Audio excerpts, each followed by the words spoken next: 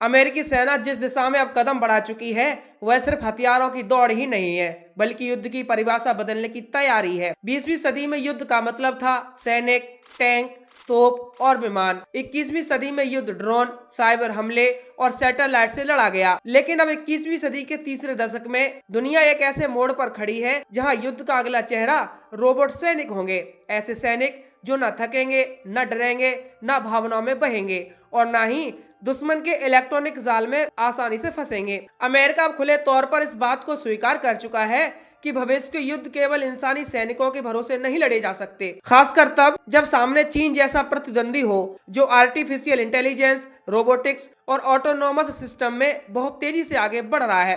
पिछले कुछ वर्षों में अमेरिकी सैन्य रणनीतिकारों के सामने एक बड़ा सवाल खड़ा हुआ। अगर कल को युद्ध के दौरान जीपीएस पूरी तरह ठप हो जाए तो क्या होगा? अगर दुश्मन सैटेलाइट जाम कर दे, कम्युनिकेशन नेटवर्क काट दे और इलेक्ट्रॉनिक वारफेयर के जरिए अमेरिकी हथियार प्रणालियों को अंधा बना दे तो क्या अमेरिकी सेना वैसी ही प्रभावी रह पाएगी जैसी वह आज है? यूक्रेन युद्ध और मध्य पूर्व के संघर्षों ने यह साफ कर दिया है कि आधुनिक युद्ध में जीपीएस और डेटा लिंक जितने ताकतवर हैं उतने ही कमजोर भी हैं। चीन और रूस जैसी ताकतें लंबे समय से इस पर काम कर रही हैं कि दुश्मन की सेना को डिजिटल रूप से अपंग कैसे किया जाए। ऐसे में अमेरिका ने फैसला किया है कि अब केवल स्मार्ट हथियार काफी नहीं है, स्मार्ट सैनिक भले ही वे इंसान ना हो जरूरी है। यह वही पृष्ठभूमि है जिसमें अमेरिकी सेना के लिए रोबोट सैनिकों की अवधारणा सामने आई है। ये कोई साइंस फिक्शन फिल्म के टर्मिनेटर नहीं है बल्कि जमीन पर चलने वाले, सोचने समझने वाले, हालात के मुताबिक फैसले लेने में सक्षम ऑटोनोमस सिस्टम है। इनका सबसे बड़ा हथियार कोई मिसाइल या मशीन गन नहीं है बल्कि उनका दिमाग होगा। आर्टिफिशियल इंटेलिजेंस से संचालित दिमाग जो इंसानी सैनिकों की तरह माहौल को समझ सकेगा, खतरे को पहचान सकेगा और बिना जीपीएस के भी रास्ता ढूंढ सकेगा। अमेरिका जिन रोबोट सैनिकों पर काम कर रहा है उनकी सबसे खास बात यह है कि वे जीपीएस पर निर्भर नहीं होंगे।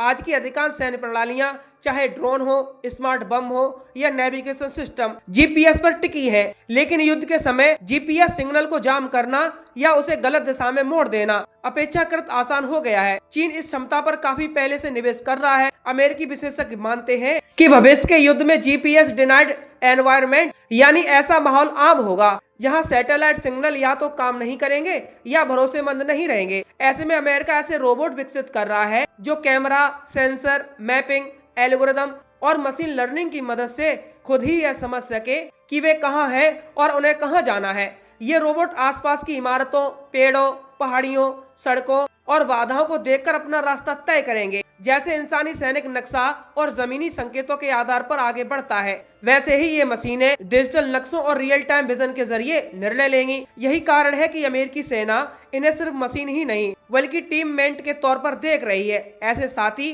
जो इंसानी सैनिकों के साथ मिलकर काम करेंगे, न कि उनकी जगह पूरी तरह ले लेंगे। चीन को लेकर अमेरिका की चिंता सिर्फ तकनीकी नहीं है बल्कि रणनीतिक भी है। बीते वर्षों में चीन ने कई बार अपने robotic ground vehicles, drone swarm और एआई आधारित युद्ध प्रणालियों का प्रदर्शन किया है। चीनी सैन्य थिंक टैंक खुलकर कहते रहे हैं कि भविष्य का युद्ध इंटेलिजेंटाइज्ड वॉरफेयर होगा जहां मशीनें इंसानों से ज्यादा तेजी से निर्णय लेंगी।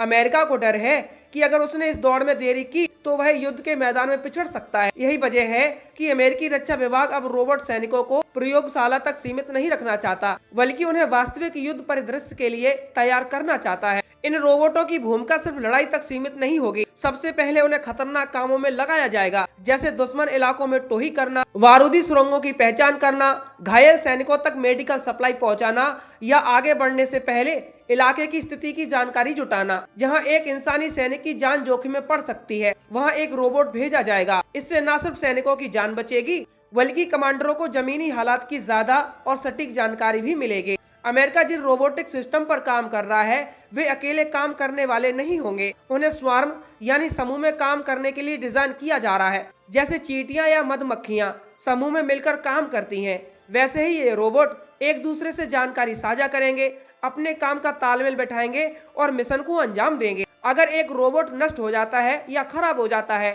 तो बाकी सिस्टम अपने आप उसकी भूमिका को समायोजित कर लेंगे। यह क्षमता युद्ध के मैदान में अमेरिकी सेना को एक नई बढ़त दे सकती है। लेकिन सबसे संवेदनशील सवाल यहीं से शुरू होता है, क्या ये रोबोट खुद से जान लेने का फैसला कर पाएंगे? यानी क्या ये पूरी तरह स्वायत्त हथियार होंगे? अमेरिकी सेना और रक्षा विभाग इस मुद्दे पर बहुत सावधानी बरत रहे हैं। आधिकारिक तौर पर अमेरिका कहता है यानी इंसानी नियंत्रण पूरी तरह खत्म नहीं किया जाएगा। मतलब यह है कि अंतिम फैसला खासकर जानलेवा बल के इस्तेमाल का इंसान के हाथ में ही रहेगा। रोबोट हालात का विश्लेषण करेंगे, विकल्प सुझाएंगे, लेकिन अंतिम आदेश इंसानी कमांडर देगा।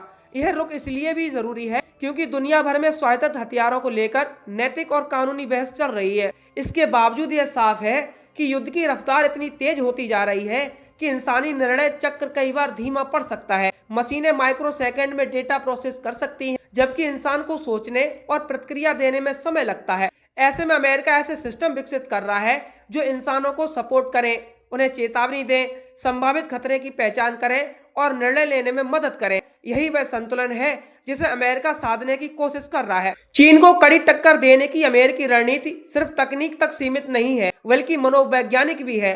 अगर दुश्मन जानता है कि सामने ऐसी सेना है जिसके पास थकान रहित, डर रहित और लगातार काम करने वाले रोबोटिक साथी हैं, तो उसका मनोबल अपने आप प्रभावित होता है। युद्ध केवल हथियारों से नहीं बल्कि दिमाग से भी लड़ा जाता है। रोबोट सैनिकों की मौजूदगी दुश्मन पर एक अलग तरह का दबाव बना सकती है। भविष्य की तस्वीर साफ होती जा रही है। आने वाले वर्षों में अमेरिकी सैनिकों के साथ 1 या 2 रोबोटिक सिस्टम चल रहे होंगे। कोई आगे रास्ता स्कैन कर रहा होगा, कोई पीछे से सप्लाई ढो रहा होगा, कोई आसमान में निगरानी कर रहा होगा।